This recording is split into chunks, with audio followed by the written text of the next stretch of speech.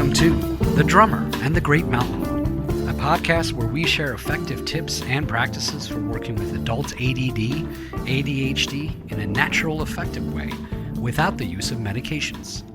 Each episode, join me, your host, Batman Saram, along with the author of The Drummer and the Great Mountain, Michael Joseph Ferguson. Join Michael and myself in an interactive discussion of sharing our stories as we journey together in transforming what can be the gift of being what we call hunter types. This podcast is intended to be your audio companion to the book written by Michael, who joins me each episode where we both will strive to foster dialogue, give you our personal insights, and share both of our experiences on this similar path that we are all on. Our intention and hope is that along with the book, this podcast gives you an additional perspective as you listen to us delve deeper into each chapter of the book to give you even more tools to go along with what it is that you are reading. Visit us at drummerandthegreatmountain.com to purchase the book and look for more tools, tips, and updates, as well as giving us feedback on this podcast. Join our growing global community of creative types, entrepreneurs, and out-of-the-box thinkers on our shared journey. Welcome to The Drummer and the Great Mountain podcast.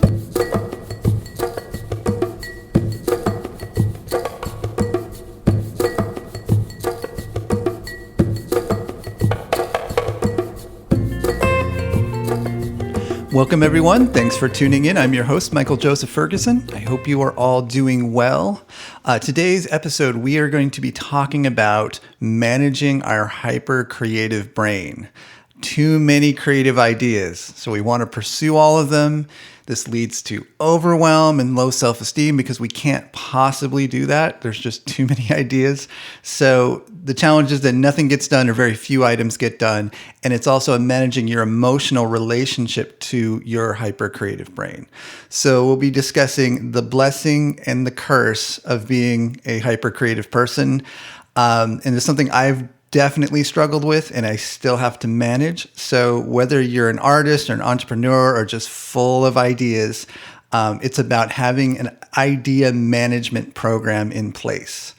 And we're going to be talking about how do you approach your creative ideas in a way to ensure you're going to follow up with the best ones and also make good decisions on what you actually want to follow through on versus something you might take a little piece of it and then put it into another project. So for some of you who have already been in the creative arts for a long time, you may have already worked out some of these pieces on your own, but this also may be a really good refresher of some of these concepts.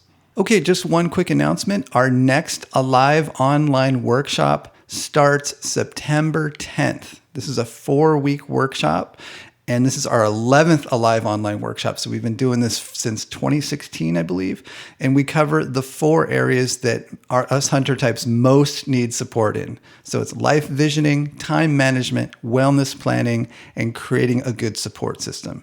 And we've added in this workshop 3 extra optional support sessions. So you don't have to go to these, but these will be on Tuesdays, and they'll be at times that are going to be really good for people in Australia and New Zealand. So if you can't make the Saturday session, you can listen to the recording and go to the support session, and we can talk about it. We can go through and have some good Q&A with it so that you can participate even if you can't make those live sessions, which end up being like 2 a.m., 3 a.m. your time. So if you're interested in joining us, go to drummerinthegreatmountain.com/workshop. I will leave the link in the description for this podcast, and I hope to connect with you.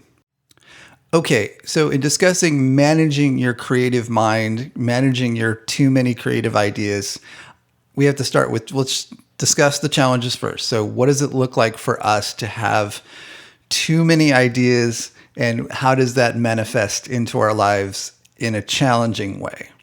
And it starts with just having to manage all of them. So you feel like you have to do all of them, right? All of them are like, oh, I got to do this one. This idea is so important, but this idea over here, this is also really, really important. And they all vie for attention, and then often nothing gets done. And that leads to low self-esteem because you're telling yourself you should be able to follow through on these ideas. And then you're confused about where to start is another challenge, right? So you've got all these ideas, but then it's like, well, where do I start? And especially if they're bigger ideas, that's the one that I struggled with for a long time, of just like having these massive creative ideas that were great ideas, but how do you follow through on those? What do you need to do? Where do you start? How do you break this down into some manageable chunks so you can actually do something with it? So it leads to a lot of frustration a lot of times. And this is the other side of just being a creative person, that people don't, if they don't understand, if they're not wired this way, they have no idea what you're dealing with. So just that's another challenge of just being able to articulate this frustration or get empathy for people who aren't wired this way, to how frustrating and how much suffering it can cause, because it can be an extreme amount of suffering. I speak from personal experience on this. This can lead to a lot of frustration. So those are the big challenges. And so what do you do about it? Well, the first step is to have some perspective. And this took me years to work out. So I hope to save you some time. Many of you have already worked this out, but let's just spell it out. You'll always have more ideas than you can follow through with. So I want you to take that in for a second. You will always have more ideas than you can follow through with, period. If you don't understand that, it's going to be a hard road, because our brain is going to be constantly churning out really good ideas.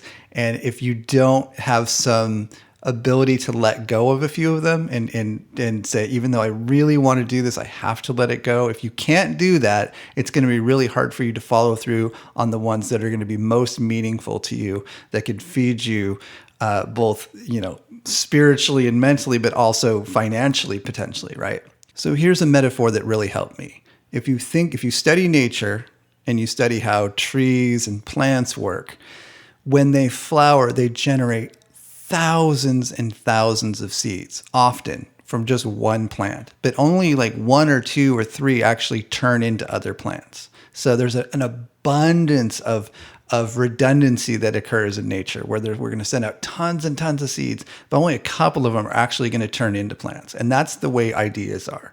You have a lot of ideas, right? But only a few of them are actually meant to follow through on. And so the trick is, how do you manage these ideas? How do you know what to follow through on and the ones to let go of? So what we need is some kind of idea management program, idea management system in place, so we can capture ideas and then have a process of distilling them down and choosing which ones to follow through on and which ones to let go of. So the absolute first step in having an idea management system in place is capturing your ideas. If you can't capture your ideas, they just float off into the cosmos. So you have just vague ideas floating around in your head, and that's going to drive you insane. So you want to be able to capture the ideas as they occur. And they're often going to come when you're driving in the car, maybe you're in the shower. They're not going to happen often in a place where you feel it's easy to capture them. So the simpler you make it, the better. So either have a notebook that you carry around with you. I did that for many years. Write it down on your computer or on your phone, especially if you can keep them synced. That's ideal. I'll talk a little bit later about software. And what I've come to do now is I'll just email myself. So if I have an idea, I will just write a quick email to myself and write the idea in the subject line.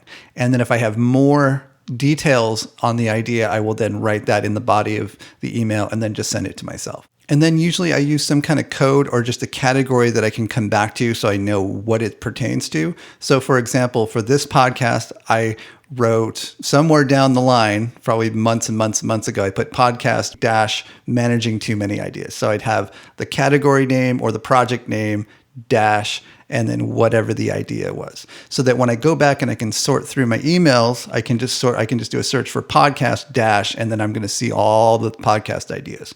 And what I found is that's the simplest, low friction way for me to capture ideas. So again, I will write, if it were a podcast idea, I put podcast dash, whatever the name of the podcast is, whatever the theme would be. So this would have been managing too many ideas.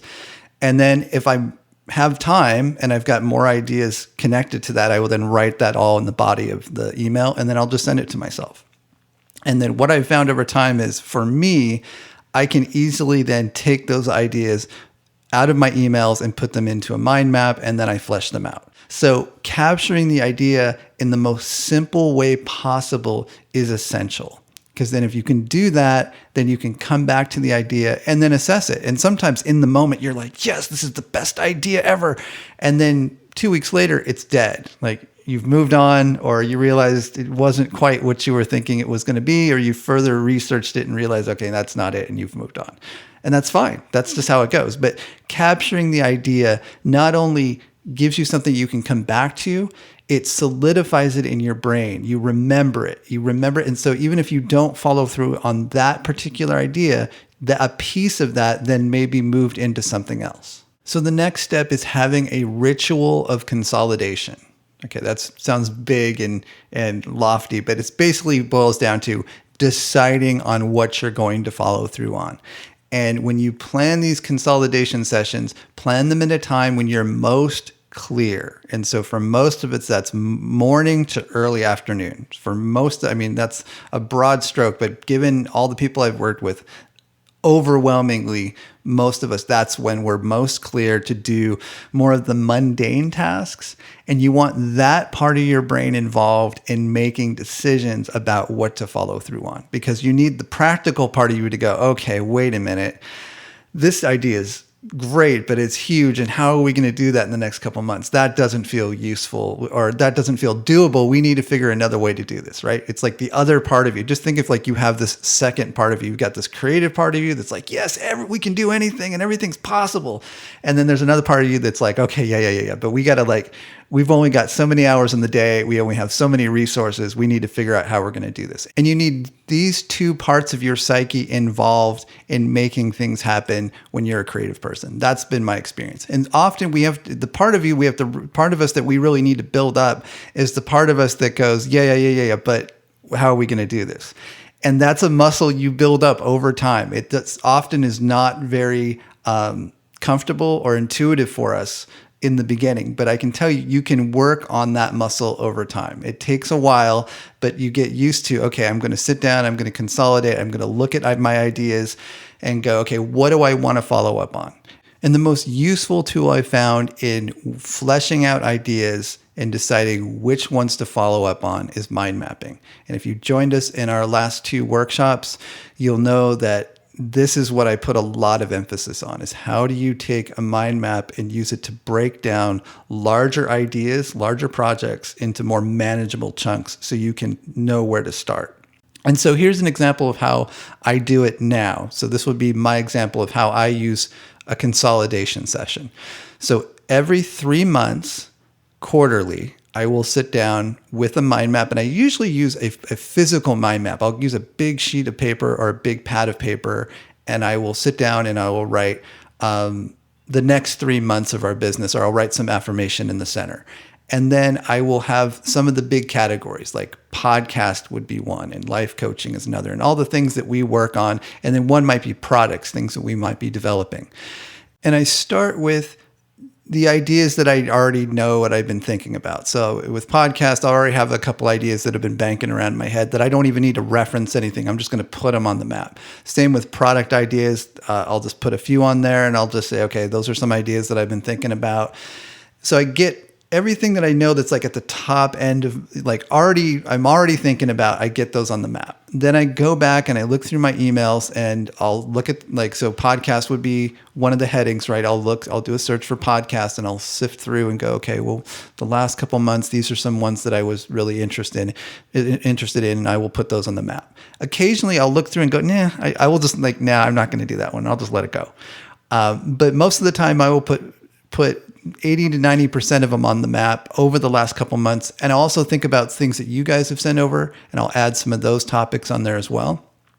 And then I'll put those ideas on there and I'll flesh those out. And at that point, I'm not going to flesh out the entire podcast for each one. I'm literally just looking at, okay, I just need enough to make a decision on it. Is this something I want to work on in the next 3 months? Now, podcasts are contained, so that's really nice. So I know that exactly how much time and energy is necessary to create a podcast. When it comes to products or it comes to incorporating new ideas into our business, there's a lot of question marks, right? So those are the ones I might flesh out a little bit. I might be making decisions based on how long it's going to take to follow through on, how much is it going to be benefit to you guys, and also just financially, is this a smart move right now? Is it worth the time and energy to put into it? And these are the decisions that I need to make when I'm doing this map. But I'm going to have way more on the map than I'm going to follow through on. And even after that, I will probably spend another day or two contemplating going through that process. And I'm going to continually whittle it down. But going through this process of putting everything on the map, looking at it and at least drilling it down. So for podcasts, I might get it down to like 5 or 6. So we average about 1 a month. So I'll get it down to something that I feel like, okay, those are the ones I'm most interested in, which is very, very useful. Because then I can go, okay, I have a sense of, okay, I've got clarity. It's not just 1,000 ideas. It's now down to like 4 or 5. That's really useful. And same with products, anything that we're developing in the background. I'm going to look at those and make some decisions on what do I keep working on? What do I need to let go of? What do I say, okay, I'm going to push this out into the next quarterly business planning session, right? So if you're giving yourself these chunks of time, you can estimate, oh, well, here's what I can do in this chunk of time, versus just being with having no time constraints whatsoever. It's almost guaranteed that you're not going to follow through on it because you don't have there's no deadline, there's no milestone, there's nothing holding you accountable to it. So the questions I ask myself are, if it's a big idea, I ask myself, what can I scale this down to? What's a milestone that I can hit of something smaller that I can feel a sense of progress with, instead of it being something that's just open-ended. I've learned over time, don't have open-ended projects. They're too difficult to manage on a day-to-day basis, and they eat away at other things that you could be doing, right? So it's like having a lot of tabs open in your browser. You want to be able to, after a while, it slows the whole thing down. You want to close the tabs you're not working on. And you have to consciously tell yourself, I'm not working on this right now. If you don't do it, part of your subconscious goes, oh, okay, well, I guess we're working on everything then. And then it just burns all this energy. And after a while, you start to see that your subconscious is always working on stuff. Whatever it is that you're working on, giving yourself some kind of constrained time frame where you can say, okay, every 3 months, I'm going to assess what I'm going to do in the next 3 months. I find 3 months is a nice number versus 1 month feels too short. And half a year feels way too big. So I found 2 to 3 months is a sweet spot where I can conceptualize that. I know how long that is, and I know what I can potentially do in that amount of time. So the other day in prepping for this, I happened upon a really great video by Ray Bradbury. And, he wrote Fahrenheit 451, and he was just a font of creativity. He was so passionate about he was someone that was just passionate about being alive and being a creative person. Whether you enjoy his work or not, he clearly just loved the creative process. And I'll see if I can track down the video and include it in the link in the description. He was giving a talk, I think, to UCLA, and he said, for up and coming writers, if you're thinking about writing a novel first, don't do it. Start with writing short stories, because he said it's much more satisfying. You have something to show for the creativity you're putting into it. And then it gets you into the practice of going from start to finish when you're creating something. If you give yourself these giant, huge projects like a novel, he's like, unless you're just built for that, which very few people are, you will learn more in a shorter period of time in a more satisfying way if you write short stories. So if you have a lot of creative ideas, but there are a lot of really big ideas, you have to ask yourself, how do I scale these down? How can I take this idea and take maybe one little chunk of it and carry it through from the beginning to end? Ask yourself, how do I scale this down so I can take it from start to finish and feel a sense of completion with it? If I'm working with a client, I'm usually asking them to, like, how do you scale it down? How do you take one chunk of this, get it in place so that you can then move on to the next thing and the next thing? And so for some of you, you may think, well, this is not me, but I just working with a lot of you in workshops, I know many of you are like me. You've got a lot of big ideas, but then you're stuck on like where to start, and it goes on for years and years and years. Whereas you could have taken a chunk of that idea and started working with it and felt some real progress. Or you may have decided, wow, I don't want to do this. That has happened to me many times where I've started to work on something and I just realized, oh, wow, I don't even want to follow through on this. I'm totally bored with this, or I'm not really engaged. It was an interesting and stimulating idea, but I'm not the person to do this because there's no way I'm going to be able to sustain my level of excitement and inspiration about this project. And many filmmakers will state the same thing. Before, like, people who have directed a number of films will say, you know what, this is a year commitment, and I am going to say no to just about everything unless it's something that I know it's going to sustain my engagement and my inspiration for the amount of time I got to put into it. Otherwise, it's not worth it. Now, you don't get there unless you've worked on a lot of projects and you start to see like, okay, yeah, this is not worth pursuing, or I don't really want to work with this person, which is another big one when you're working. If you're a creative person, you collaborate with other people. Part of assessing an idea is, do I want to work with this person? Whenever I have a client come to me and say, okay, well, I want to work on this idea and I've just met this person and we're going to start working on this project, I always say, whoa, stop for a second. Have you worked with this person before? Do you know anything about them? If not, then have some kind of trial period for the good of both of you, where you're going to say, okay, let's try this out for a month and let's see how it goes to see whether or not we want to go into partnership on a project. I can't stress how important that is. And if you have that mindset of slight caution, instead of just like, yes, we can do anything, you'll probably be much more effective and have a lot less suffering. And again, speaking from personal experience, been through that, got the scars to prove it. It's really important to assess, especially if you have some real creative talent and people are really drawn to you. It's important to assess who they are and give them some kind of trial period so you can say, okay, do I really want to work with this person or not? And what's great is if you do that, it's always a win-win, because if it's someone you want to work with, you'll keep working with them. If it's usually within a month or so, you'll start to get a sense of who they are. If there's someone you'd actually like to work with, or like, oh, wow, this person's got all these issues, and man, I really dodged a bullet. And I've heard that so many times from my coaching clients where I stopped them and said, wait, do you know this person? Get to know them, have a trial period. I've had so many clients come back and say, thank you, that was a mistake, and I'm so grateful we didn't sign the contract or sign this agreement, because it would have been awful. And these are the pitfalls of being a creative person. This is the stuff that it's hard to learn other than through experience. So I'm hoping that this episode is helpful to you. Maybe for some of you, this has nothing to do with your life whatsoever, which is great. No problem. Just come back to another episode.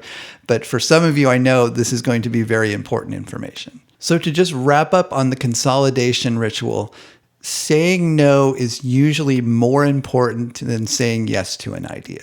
Just remember that. Saying no is usually more important than saying yes to an idea. Many ideas, after you explored them for a bit, are meant to be abandoned and possibly incorporated into something else you'll do in the future. But you have to be willing to say no to some of your ideas in order for you to follow up on the ones that will really have an impact. Okay, so we went through capturing ideas, having a ritual of consolidation, and then the third step is daily planning. How do you then take your idea, the ideas that you've decided, okay, yes, this is what I'm going to follow through on. How do you then integrate that into your day-to-day schedule? And again, I come back to mind mapping. Mind mapping is a super useful tool for planning your day, for scheduling your day. If you want to learn more about this, you can go to my free ebook, ADHD Time Management. You can get that on Amazon and download it for free. And in there, I give you the 5-step daily planning process using mind mapping. And primarily what you're doing is you're sitting down and you're saying, okay, you start in the center of the map and you give it an affirmation of like, my awesome day. I'm going to have whatever the affirmation is. And then you tree it out and you give it some of the basic categories of your life. So not just your projects, but your whole life. So you might have one category is health, another is work, and maybe one of your creative projects has its own branch, and you then look at that when you start the day and you say, okay, well, let's talk it through. So let's say one of the projects is podcast. So that's something that I worked on, right? And so it's a podcast. And then under that, I would say, okay, what do I need to do? So for today, it was finish mapping out the podcast. That would have been one step. Another step would be record podcast. That's what we're doing now. And I might have some sub points under that. And then I've got to export it. I've got to write the description. I've got to post it to our site, our website. I've got to prep the email and write the text for that. There's going to be all these sub points underneath it. So that's where all of that idea comes down and gets distilled down into your daily planning. What are you going to do?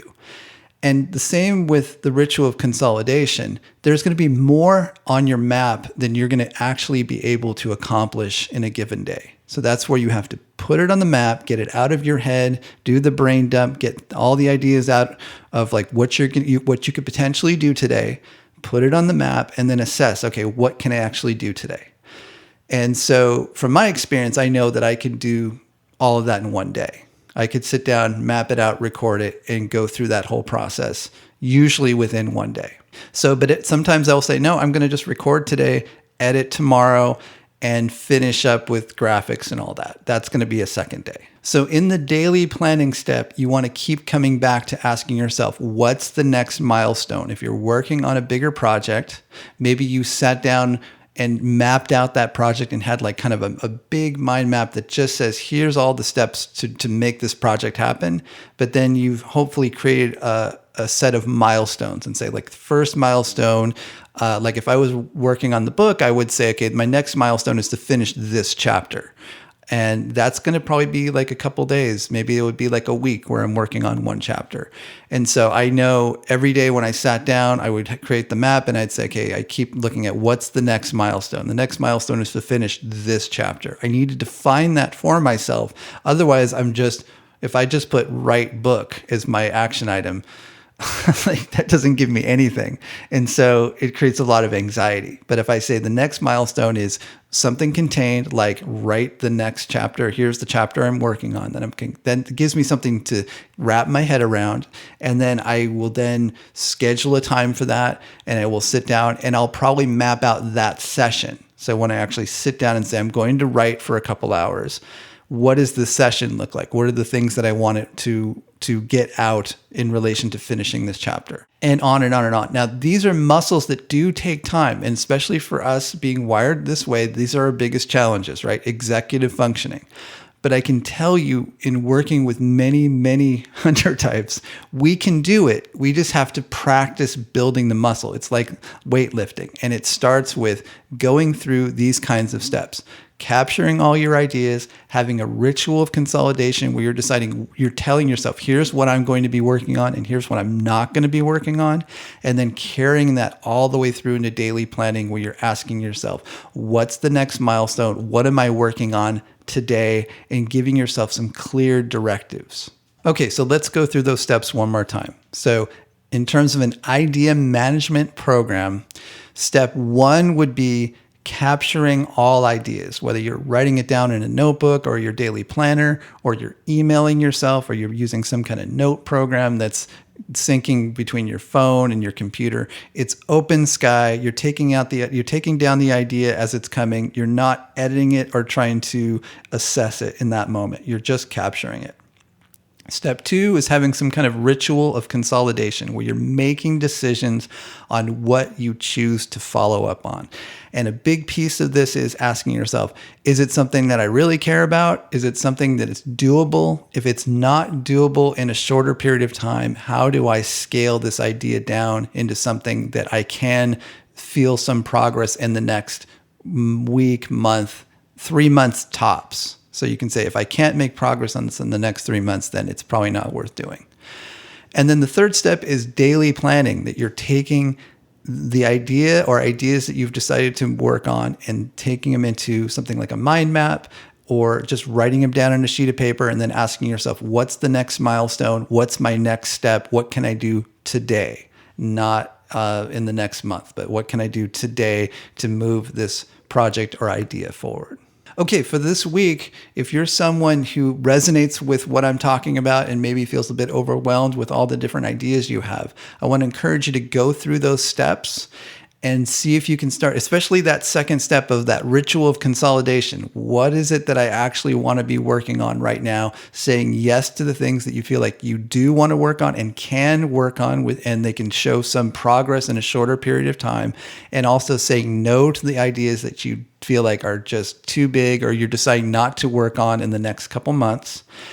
And then doing that daily planning, sitting down and saying, okay, what am I going to focus on today in relation to this project? Okay, so I hope that was helpful. Just a quick reminder, if you would like to join us in our next Alive online workshop, that starts on September 10th. If you'd like to join us, go to drummerinthegreatmountain.com/workshop. And until next time, be well. Thanks for joining us. If you'd like to learn more about the book, The Drummer and the Great Mountain, visit drummerandthegreatmountain.com. To join us on social media, click the links at the top of the homepage. Help us spread the word. We're a small press and reviews really help. If you've been enjoying the podcast or the book, consider writing a review on iTunes, Amazon, Goodreads, or your podcast app. If you're new to the podcast and want to quickly get up to speed on the concepts we discuss, check out our free 5-day mini course. Visit drummerandthegreatmountain.com/mini course. If there's a topic you'd like us to cover on future episodes, we'd love to hear from you. Please send us an email at info@drummerandthegreatmountain.com.